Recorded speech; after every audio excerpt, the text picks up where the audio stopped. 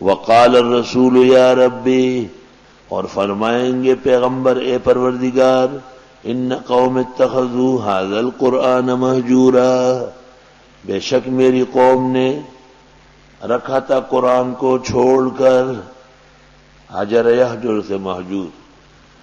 وَكَذَلِكَ جَعَلْنَا لِكُلِّ نَبِيٍّ عَدُوًّا مِّنَ الْمُجْرِمِينَ، اسی طرح ہم نے بنایا ہر پیغمبر کے دشمن مجرموں میں سے۔ سمجھ گئے کہ جو قرآن نہ سمجھے پھر وہ دین کی دشمنی کرے گا۔ جتنے دشمنان دین ہیں یہ قرآن کے نالائق ہیں۔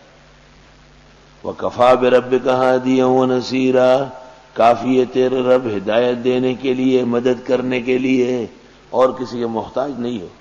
وقال الذین کفروا، ایک اور اعتراض، کہنے لگے کافر، لولا نزل علیہ القرآن جملۃ واحدہ، کیوں نہیں اتارا جاتا اس پیغمبر کو قرآن اکٹھے، جیسے توریت انجیل زبور اکٹھے ملے تھے، تو یہ تو تھوڑا تھوڑا آ رہا ہے۔ کذالک، اسی طرح ہی ہوگا، لنثبت بہ فؤادک، تاکہ مضبوط کر دے اس کو آپ کے دل میں، ورتلناہ ترتیلا، اور پڑھتے ہیں ہم اس کو ٹھہر ٹھہر کر۔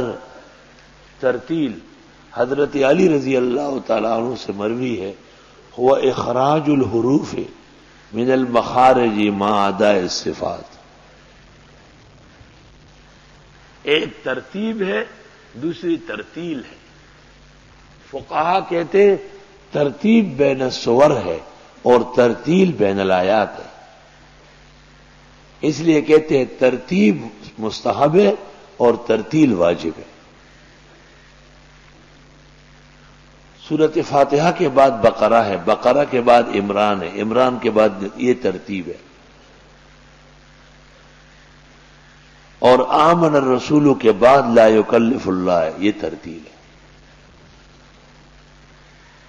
تو نظم بین السور ترتیب اور نظم بین الآیات ترتیل۔